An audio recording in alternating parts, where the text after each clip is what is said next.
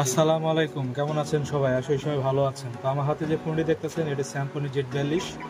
এই ফোনটির প্রবলেম হলো টাচ কাজ করে না। তো এটা সফটওয়্যার দিয়ে দেখা হয়েছিল, তারপর টাচ কাজ করে না। বেসিক্যালি এটা প্রবলেম থাকে CPU থেকে।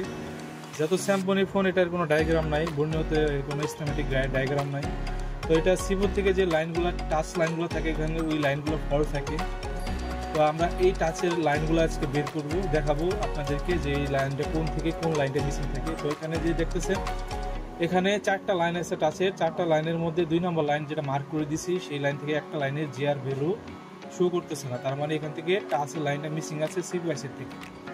তো সিপিইউসিটা আমরা এখন এখান থেকে উঠাবো। উঠানোর পরে সিপিইউটাকে ভালো মতন পরিষ্কার করে রিভলভ করে যে টাচের লাইনটা জিআর ভ্যালু শো করতেছে না কোন লাইনটা, সেই লাইনটা বের করে এখান থেকে আমরা একটা জাম্পার করব।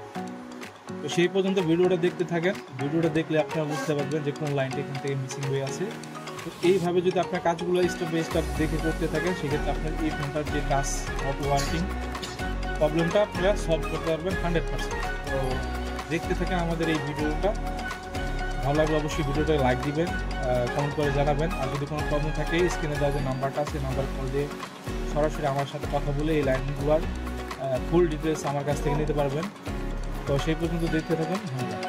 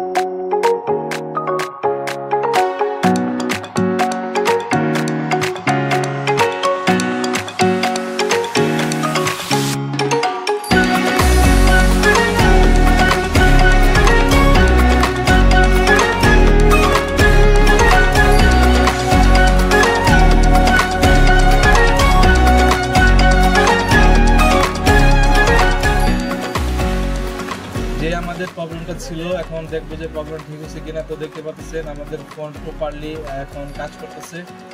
তো এরকম প্রবলেম যদি আপনার ফোন হয়ে থাকে, অবশ্যই যোগাযোগ করতে পারেন আমার নাম্বারে। অবশ্যই আপনাকে সলিউশন দিয়ে দিব, 100% সলিউশন। তো আজকে এই পর্যন্তই। ভালো থাকবেন, সুস্থ থাকবেন। আল্লাহ হাফেজ।